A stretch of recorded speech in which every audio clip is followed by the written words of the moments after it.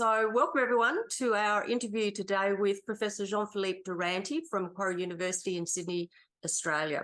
My name's Kim Atkins and I'm the Education Partner at Fervid Partners Management Consultants, and we provide training in the psychodynamics of work, which is our topic for conversation today. So it's my great pleasure to introduce you to Professor Jean-Philippe Deranty. He's an internationally recognised scholar in the field of work, especially the psychodynamics of work, and is an editor with the journal Critical Horizons. He's the author of far too many research publications to start naming, but I see he does have a new book coming out with Oxford University Press entitled The Case for Work, and I commend it to you. So thank you so much for your time today, Professor Deranty. It's great to have you speaking with us. Thank you for inviting me to talk with you. Right. And also with us today is Francis Pratt, my partner and the managing partner at Fervid Partners. Good morning, Francis. Good morning. Hello, everyone. Thank you. All right. Well, I'll just dive straight into the questions. So I think a lot of people regard work as a kind of necessary evil. That is something that we have to do because we need money for the things of life. But even if that's a person's conscious attitude to work, there's a lot of important stuff going on at the unconscious level. And that's what the psychodynamics of work can teach us all about, so that we can improve and enrich our working life. And that's what I find so optimistic and promising about it. But one thing that struck me about the psychodynamics of work is the idea that working is a task of bringing one's job description to life. And that's actually a really complex activity because it requires turning something really abstract, a description of a job or a task, into physical outcomes in the world. And while that might seem mundane because everybody's working to their job description, from a psychodynamic point of view, it's really quite demanding. And so I was wondering if you could explain a little bit about the significance of this idea of working as bringing one's job description to life and the concept of practical intelligence. Yeah, sure. So I think there are three main reasons why this idea of bringing a job description to life is significant. The first one is what the psychodynamics of work refers to as the ergonomic dimension of work. So this kind of technical or physical almost dimension of all work, which is that all work involves translating, interpreting prescriptions or orders from management to realize a task into actually realizing the task. So there's always an ergonomic dimension to working. The problem, though, is that most of the time, job descriptions, prescriptions about how to do things, how to fulfill a task, even the description of the task itself sometimes, of the job to be done, are often very formal or are not very precise.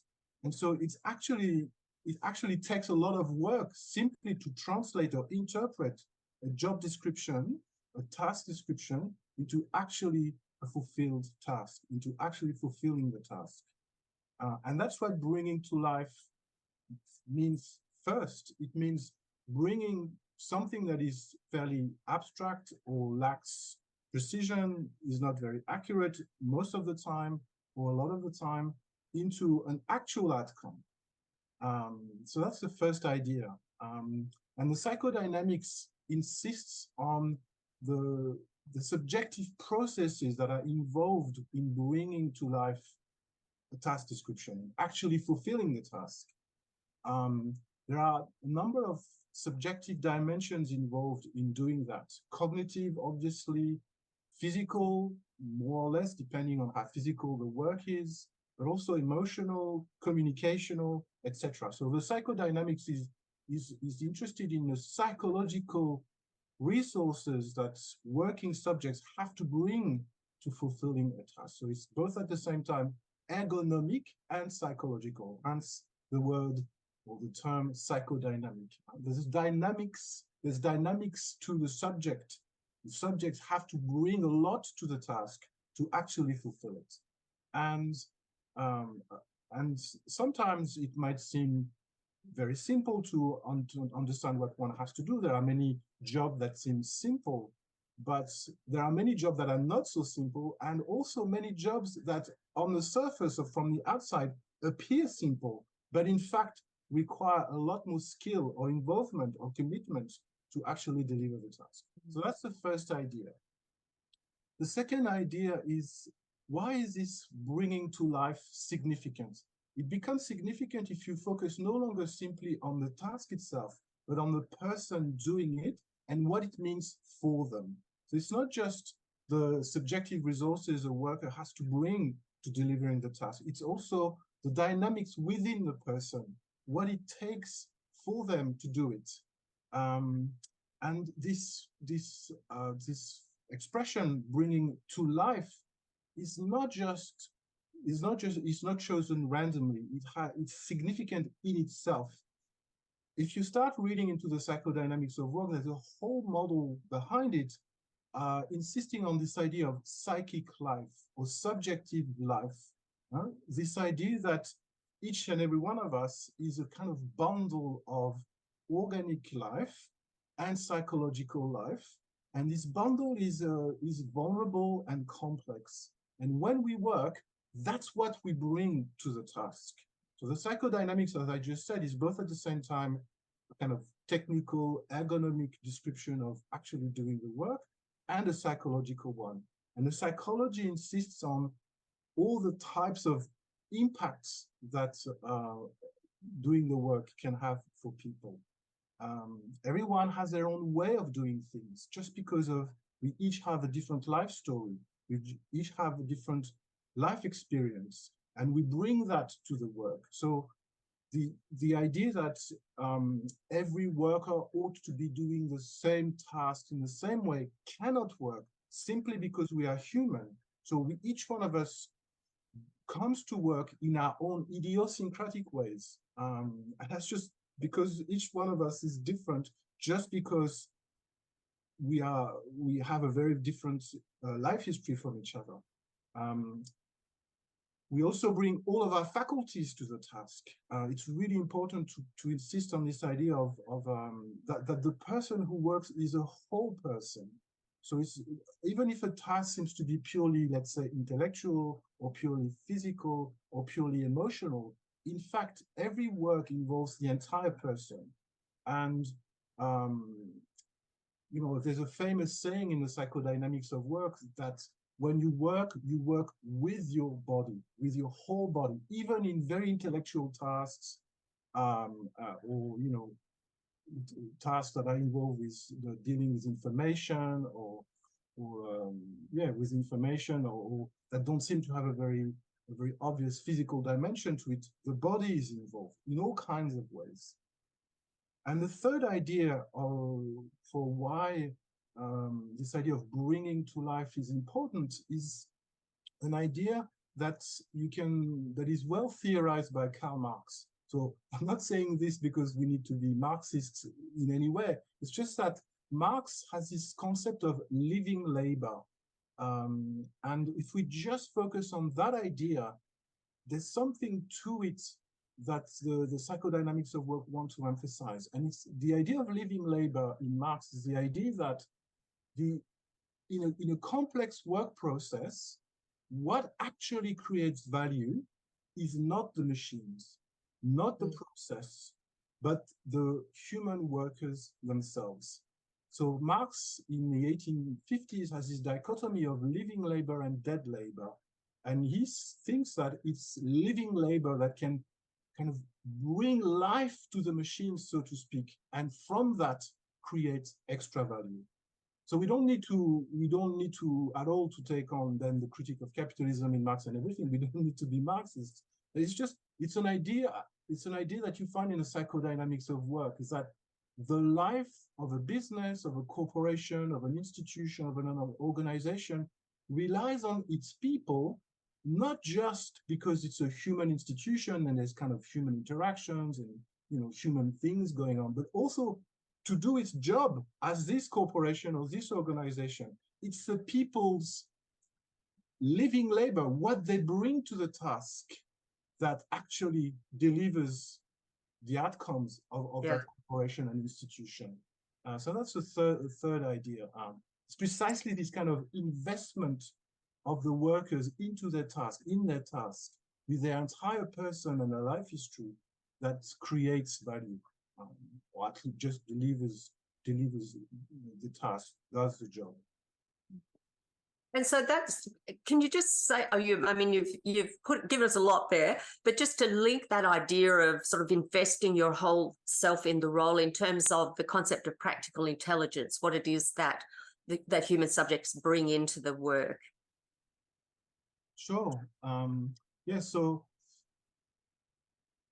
the fundamental idea, the kind of ergonomic technical dimension of the psychodynamic of work, starts with this very simple idea. It's very simple and it's common sense, and at the same time, it's a very deep idea, that, and you know, there's many philosophers, or some very famous philosophers have theorized it, that no description of the world can exhaust the complexity of the world. So any work situation, however well theorized, formalized, anticipated, organized, there is no description or prescription about a work situation that can capture the complexity of how this is actually going to unfold for every worker each time they have to do the task. Just because it's a very simple reason. It's just, reality is just too complex. There are too many things that can get in the way, too many new events, forms, you know, relationships between co-workers, between management and workers. Technology can fail, or technology can actually, you know, no two softwares work the same, etc. So there's always something new that's going to occur, which means that no description of a work task can exhaust what it will actually take to deliver the task. And so, and that's, I mean, if you start looking at the sociology of work, or real, empirical descriptions of real work, even what appears to be very simple tasks on, for example, the production line, in fact, most of the time involve an intervention, an interpretation, some type of creative involvement by the worker. And that's where practical intelligence comes in. Practical intelligence is knowing what you have to do, knowing what resources you have in terms of technology, process, financial resources, and then actually delivering the task with those resources, which are also your own subjective resources, with this idea that most of the time, almost always, a person working has to bring in something from them, so to speak. They have to interpret the rule, decide how they are going to go about it. There's always going to be some problem somewhere, something unexpected, something that was not anticipated by the managers or the engineers or the people who set up the work situation. That's where practical intelligence comes in. It's basically this idea in philosophy, it's a famous concept in philosophy, of recognizing the situation in specificity and applying the resources that you have in such a way that you get the outcome that you want. Yeah. Okay, thank you. Great, thank you indeed. We're going to have a look now at the psychodynamics of work, emphasizing the importance of mutual recognition in the workplace. So is recognition about making sure that everyone gets a certificate of appreciation or something like that? Is it really just about keeping us feeling okay with ourselves so that we will turn up to work? Is the question. So what is recognition in work exactly? Yeah, so that's one of the key dimensions highlighted by the psychodynamics of work. So the theory relies. So the theory came the way the theory was developed came to this idea of recognition as it were naturally. When you study workplaces, the way people work, and also when work doesn't go very well, when there are issues in a workplace, you realize that often there are issues of recognition. But the psychodynamics of work was also able to rely on research over the last 3 or 4 decades in social and political philosophy, where this idea of recognition was developed by a number of quite famous philosophers. So there's a really rich literature in, let's say, recognition theory that is confirmed, that has received confirmation both conceptually in terms of theoretical tools and empirically. And so the importance of recognition in working, as highlighted by the psychodynamics of work, relates to a number of different dimensions. The first one is in terms of what happens to people at work, to workers, let's say, when they don't receive recognition. The literature on recognition highlights the intrinsic vulnerability of human beings to recognition by their peers. We are deeply social beings, and there are a number of ways in which we expect recognition from others. And if that recognition is not given to us, then something is amiss for us. So a child who is not recognized by their parents will suffer. Citizens in a community who suffer from a denial of recognition or some form of misrecognition will also suffer. There are many ways in which we can see how human beings demand recognition as a kind of, not just as a right, but also as a right, but also as a kind of psychological demand. And if recognition doesn't come their way, then they will have a feeling of anger or of suffering, or both. Many political movements are premised on this idea of a recognition not granted to a group that is owed that recognition. So if you apply that to work, that's also very important. The psychodynamics of work highlights how much recognition matters to people who work. Where the psychodynamics of work is really interesting, if you come from this philosophy of recognition, which is what I did for many years, is that the psychodynamics of work highlights dimensions of recognition at work which are specific to work, which are different from, let's say, legal recognition or political recognition. And the psychodynamics can do that because it looks carefully at the different types of social relations that we have through work. And so when we work, we have a relationship, for example, to managers, to our immediate managers, to more managers who are more distant, all the way to the CEO. We have relationships to co-workers. Those co-workers can be next to us in the same kind of work post, in the same office, say, doing the same type of job, but those co-workers can be at other more distant parts of the organization. We have a relationship to customers, to specific customers, to a more anonymous kind of customers. If we produce some commodity, then don't necessarily know to whom we will sell the commodity will be sold. And then we have, as workers, a relationship to the community at large. We know that our work takes place in what philosophers call the division of labor. For each one of those relationships, a particular form of recognition matters. And if that recognition is also granted to us when we work, we will feel that we should have received it. So we will either be frustrated or angry, or even perhaps suffer from it. So if if you start thinking about each of those social relationships, each one of them has a particular kind of recognition attached to it. And if recognition is not given to the worker, then something is amiss. And it can have very serious impacts on people. The psychodynamics of work is a psychological theory, and it studies real concrete cases in real workplaces where people can suffer a lot, sometimes all the way to the worst kinds of psychological outcomes, sometimes as a result of recognition not being given to, for example, dedicated or committed work efforts.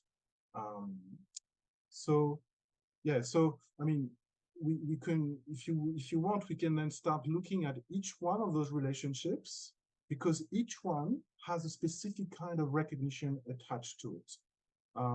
But the term that I haven't used yet, which I think is really important, is that recognition is not just important to us as human beings because we are kind of psychologically vulnerable. We kind of rely upon the recognition from our peers for our kind of psychological integrity as children, as parents, as people involved with co-workers, with co-citizens. It's not just that. It's not just vulnerability. It's also that recognition at work is very important to give full meaning to the working act.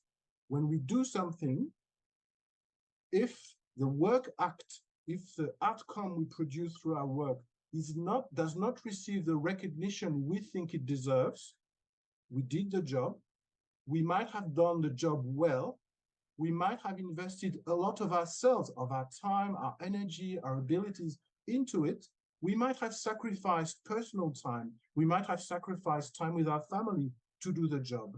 If we don't receive recognition for it, or the wage that we get for the job might not reflect what we think we've invested in it, or maybe we don't get as much money back, as much a reward for it in money terms as someone else who did the same job, or perhaps even a lesser job than us. All these forms of recognition matter to give full meaning to the work act. And when recognition is not given, then the work act seems like it hasn't fully reached its completion. We've done something, we expect recognition for it. If the recognition is not given, something is amiss. And that's when people become angry, frustrated, suffer, etc., want to leave, want to quit. But if you do give recognition, then you have the opposite. Then you have people who feel kind of strengthened, confirmed, or affirmed in the work act. And that's, I think we all kind of know intuitively how powerful a feeling it is to have spent a lot of time on a task, to have dedicated a lot of real subjective time and resources. And if you get the thankfulness, which can take different forms, then it was all worth it. And it's an incredibly powerful feeling.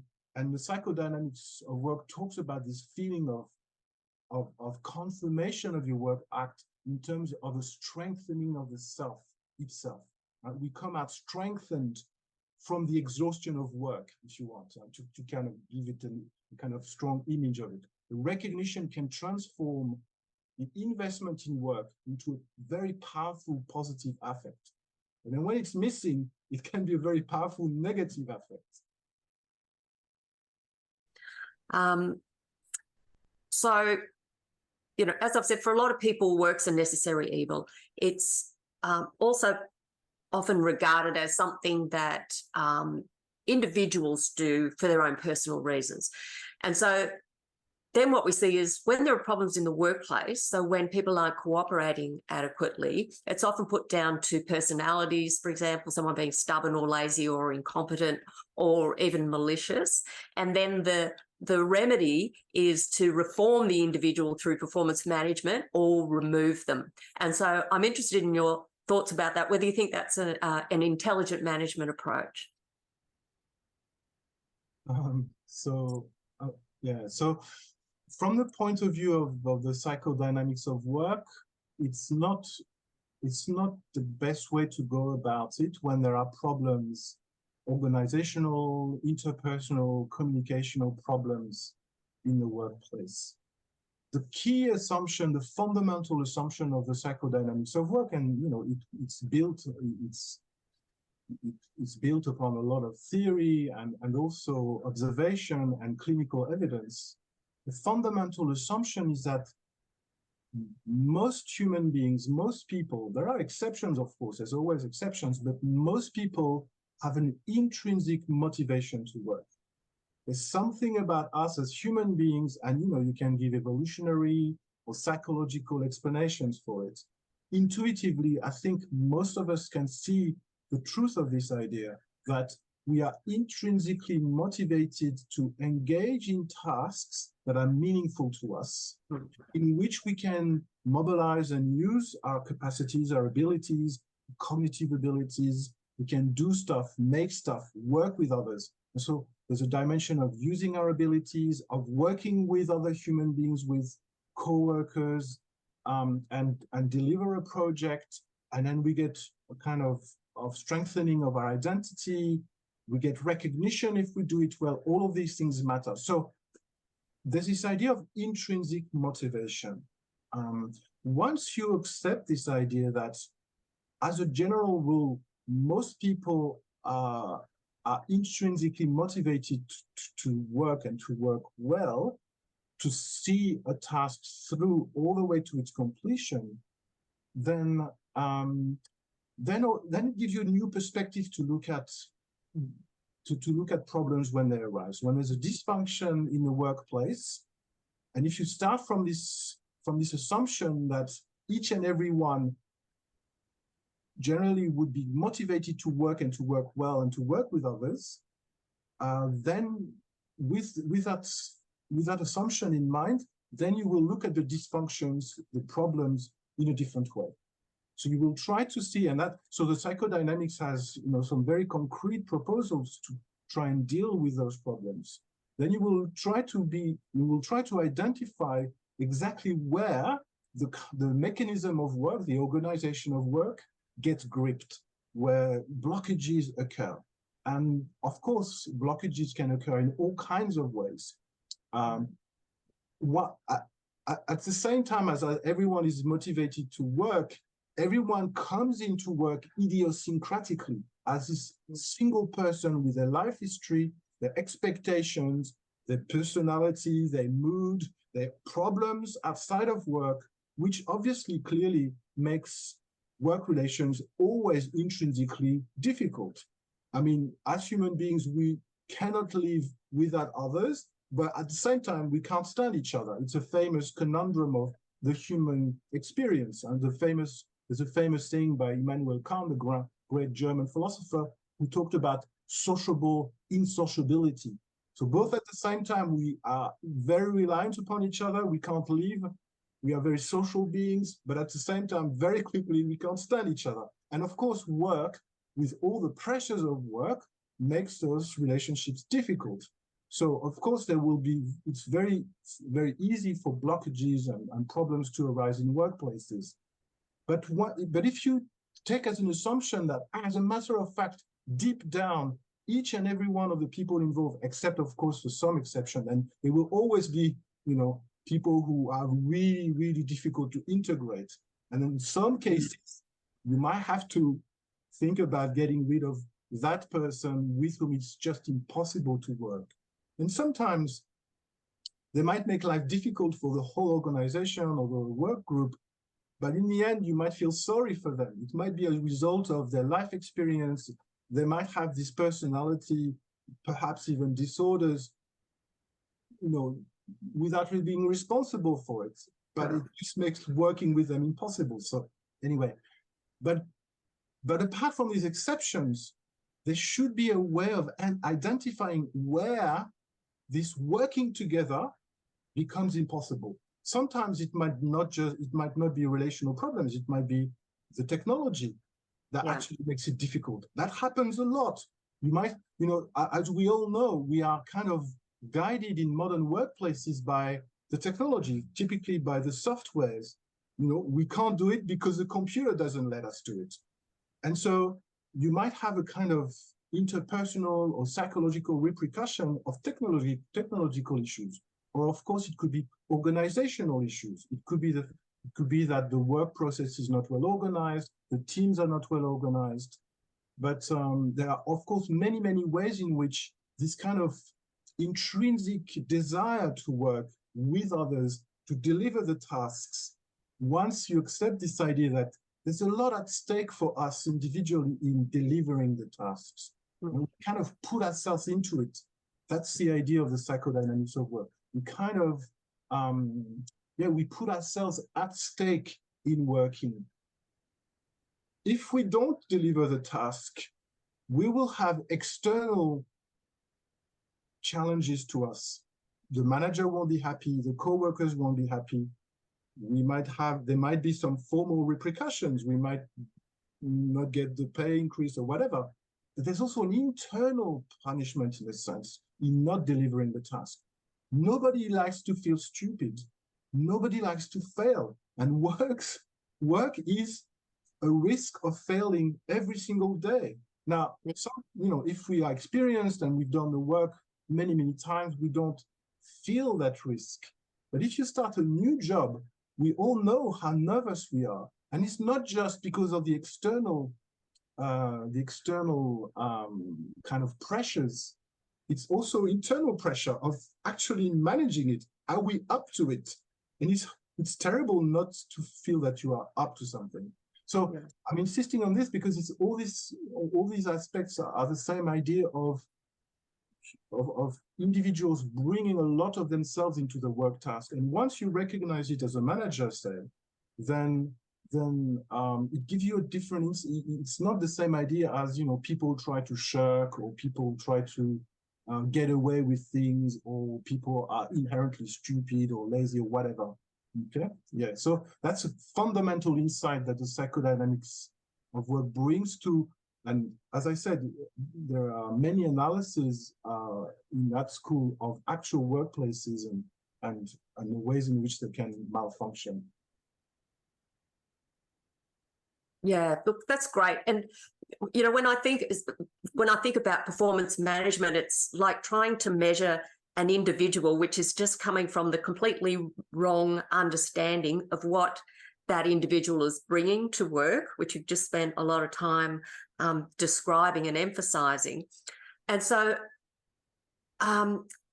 yeah, I'm thinking if workplaces can and management can appreciate and understand the human beings that are coming into their work and what they have to offer, then that is going to be the route to solving problems. And that's, what we try to educate people about at Fervid Partners. So my question then to you is really about this idea from the psychodynamics of work that if we have the conditions in the workplace that allow everybody to share their practical intelligence, okay, their knowledge about how they go about the work and what it is that they bring to the work, then if workplaces have those conditions, new ideas will always emerge that improve working life. So I just wondered, can you say something about, you've said something about this, but about where these ideas come from, but more importantly, having named that up, what might be some common barriers in the workplace to that kind of sharing? Yeah, so the ideas come from both individual practical intelligence and collective intelligence. And there are two separate phenomena. And these two phenomena are well studied, especially collective intelligence in scholarship, in psychological scholarship. It's really well established that humans as a species, let's say, are really good at coming together to solve a problem. And so the sum of individual intelligences is bigger. So the collective intelligence is bigger than the sum of all the individual intelligences. We kind of push each other. We kind of rub off each other to find new ways from talking, from confronting ideas, from objecting to each other, etc. And I think it's a very, it's been well evidenced in scholarship, but it's also an intuitive idea. We've all made the experience of thinking about something on our own and then talking about the problem with someone and realizing that just talking about it with someone, externalizing, having someone give feedback, sometimes not even giving very good responses, but just simply that social interaction immediately gives us new ideas. So that's a collective intelligence aspect. So yeah, there's two dimensions. So one is collective intelligence. The other one is individual intelligence. It's something we talked about already, this idea that every one of us comes into work problems, into tasks we have to deliver in our own way. And we have this idea, each one of us, that's just the way humans are. We are very idiosyncratic in how we understand a problem, how we're going to go about solving it. Everyone will have their own ways of trying to deal with a situation. Now, of course, work tasks have to be formalized, have to be generalized so that there's a kind of generic description of what needs to be done, and anyone doing the work will have to abide by those descriptions and prescriptions. But every worker will come into it differently. And that's another source of creativity, inventivity. And again, it's something we've all experienced. You will always be surprised how someone next to you will find a solution to a problem that you never thought about yourself. Now, some of those solutions might not be very good, might not be efficient, some of them might not be even legal or might not be allowed in your organizations. Workers always try to find ways to cut through the process or circumvent things that sometimes you can't circumvent. So there are policies and laws and rules. But anyway, this kind of diversity, inherent diversity and plurality in ways in which people approach their work tasks means that it's just a given that if you start listening to how people deal with a task, you will find amazing ways of finding solutions. Again, I think so the psychodynamics has a whole theory about it, but it's a very simple, intuitive idea.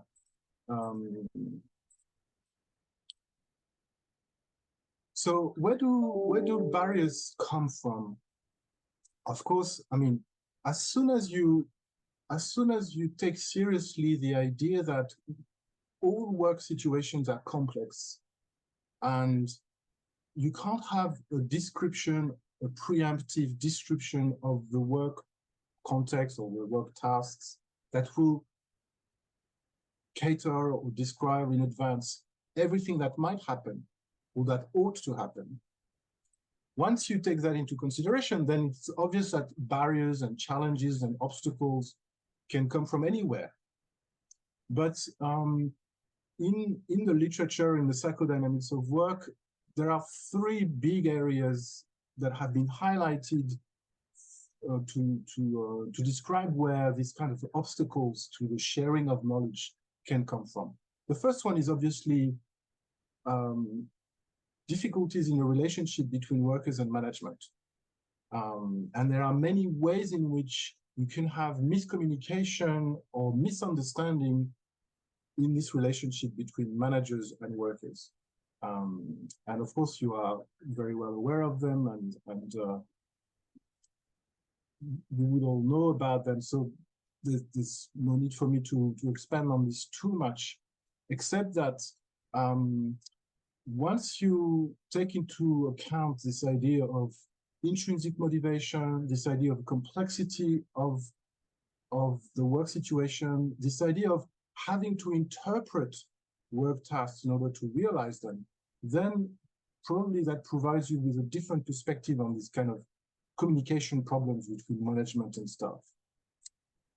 A second area where the psychodynamics has been quite original is this idea of work cultures that can become overly entrenched and kind of reified, to use a philosophical term, in a way that prevents then a good circulation of ideas and the possibility of innovation in the workplace.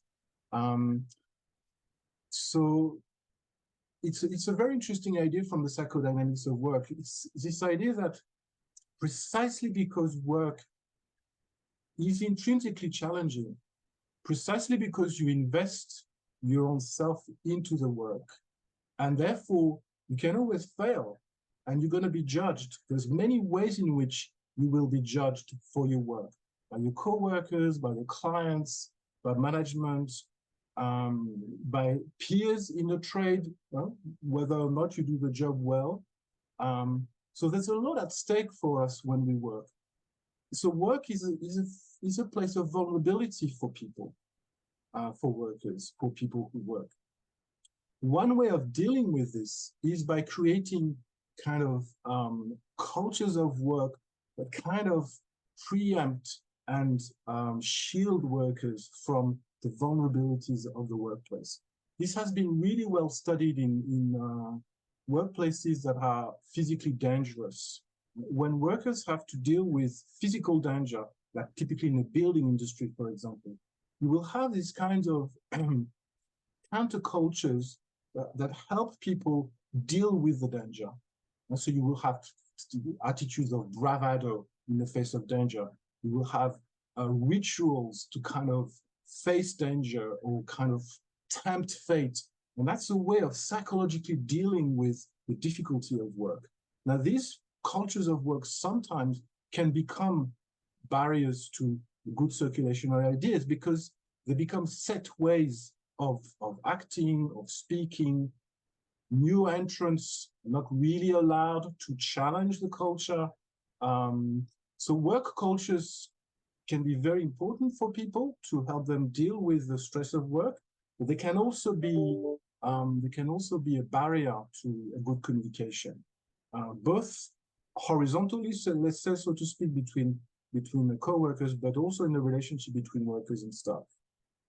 So yeah, that would be the two dimensions that the psychodynamics would highlight. Yeah.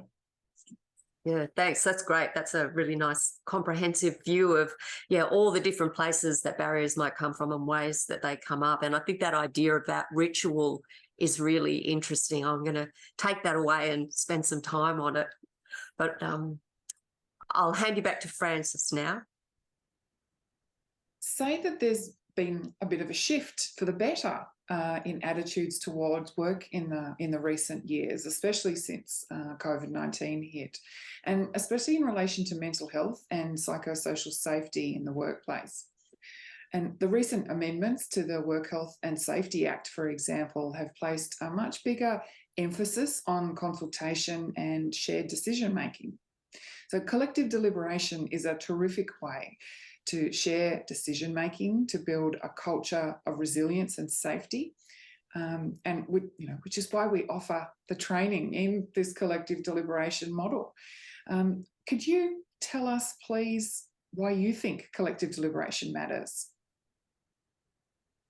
I think you've mentioned one of the main reasons, which is this idea of resilience, which is a nice way of capturing what I was trying to describe before, what the psychodynamics of work puts a lot of emphasis on, namely this idea of work as a kind of subjective investment where people bring the whole person to the work with all their problems. They put all their capacities into the work task, even in simple work tasks.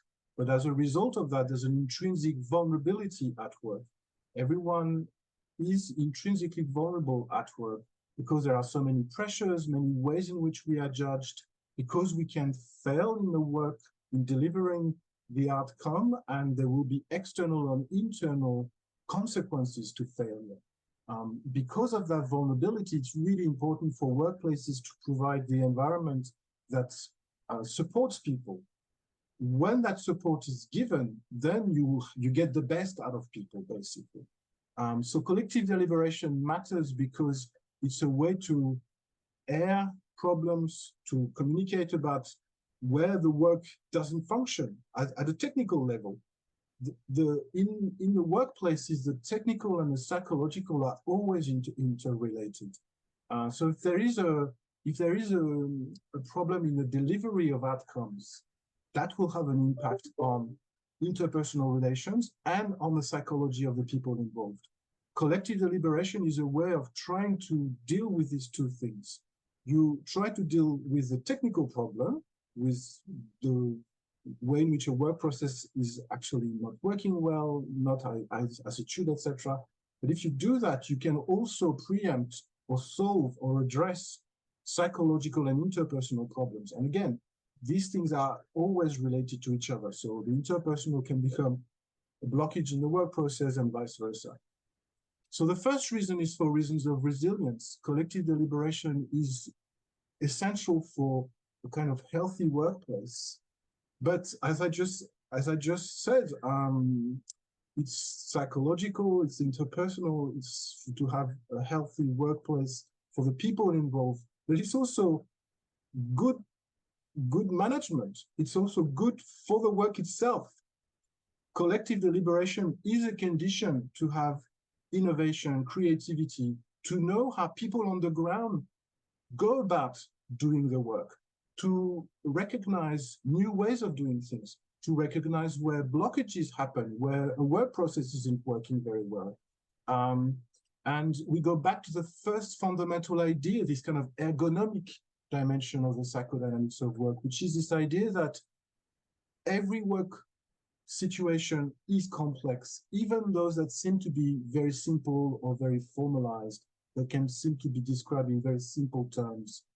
Every work situation is complex, and therefore it's really important for management to listen to the people who actually deliver the tasks. What are the problems? Where are things not going well? Where are things not working? There's all kinds of ways in which the process can be improved. If you don't have collective deliberation, you will not know where those blockages occur. So it's not just to do the right thing by the people who work in the organization. It's also good business. It's also best practice, I would think. Yeah. Thank you. That's great. Finally, do you have any advice for managers who might be watching this and are just worried that it's too hard to apply psychodynamic principles through collective deliberation in the workplace? Yeah, so I'm just a philosopher, so my advice is just from the armchair, from the outside, having worked for a decade now with this psychologist of work, theorist of work in France, Christophe Dejoux, who has a whole school, works with many people in France. So what I'm saying is informed by all their work in France. So I'm not making it up. I'm drawing on all the theoretical and practical clinical work they've done and working in real businesses where they provide assistance and consultation. So in view of all that scholarship, I could recommend the last chapter of the book we published together a few years ago. We published a book, four authors, with Christophe Dejoux, who basically developed this model of the psychodynamics of work. The book is called The Return of Work in Critical Theory. The last chapter is a very concrete applied chapter where Christophe describes the method he uses when he goes into a real workplace where there are problems and how he applies the method. In particular, the method he uses when he speaks with the managers who try to identify problems in the work organization. So the first resource is very simply to just have a look at the last chapter of that book. It's not a very humble reply to your question, but that's one concrete resource that gives a good insight into how the psychodynamic model works in the real world of work. But the second advice is simple and simply common sense. If you think about it, this idea, all these ideas from the psychodynamics of work, they actually overlap with other management theories, and they kind of theorize and give some weight and kind of confirm some very simple intuitions we have, I think many of us have, about what we expect when we go to work, what we expect of good work for us and good working relationships. For example, the psychodynamic theory overlaps a lot with what's called self-determination theory. It's a very famous management theory. It's very popular. It's got a lot of evidence for it. And those two theories, psychodynamics and self-determination theory, emphasize the same type of fundamental ideas about people at work, namely that people do better, work better, and thrive more when they have more autonomy. So this emphasis on autonomy, which can be achieved through collective deliberation. When you let people speak, when you let a team talk openly, in all senses of the term openly, when you let a work team talk openly about what's going well and what's not going well, you will not just be able to solve technical problems, you will also develop autonomy for them, give them a sense that they can have a say, they can have a voice, if I can use that word at the moment, and they can make a contribution to the work process. It's important for the two aspects we highlighted, both the kind of technical ergonomic aspect and the psychological aspect of doing well at work. So self-determination theory highlights autonomy, but so does the psychodynamics. It highlights competence, this idea of giving people the ability to apply their capacities, cognitive, skills, emotional, physical abilities, in a way that makes sense for them so that they can demonstrate the capacity. For example, work processes that give people as much as possible a kind of the ability to follow through the task from the beginning to the end and see the outcome of their work is really important. And relationality is fundamental at work. And obviously collective deliberation can be a key for that. Airing grievances, letting people speak, allowing people to describe how things are going is essential to establish good relations within work. It can be very difficult sometimes, of course, but if you don't have collective deliberation, relational interpersonal problems will be much harder to solve, I would say, I think. So however difficult it might be to let everyone have a say, it's probably an essential condition for solving serious interpersonal issues in work processes. So all the things that make work important for people, which in turn allows them to be efficient, all of these things I would think are helped by collective deliberation. And if you don't have well-organized collective deliberation, I think you will hamper, you will have problems for all these different aspects of what makes work important to people. And can I just jump in there? Yeah, thanks for that. It's as you say, so kind of intuitive, much of what you're saying. But still, so what we try to do is encourage managers to get away from this model of a manager as a locus of control in the workplace.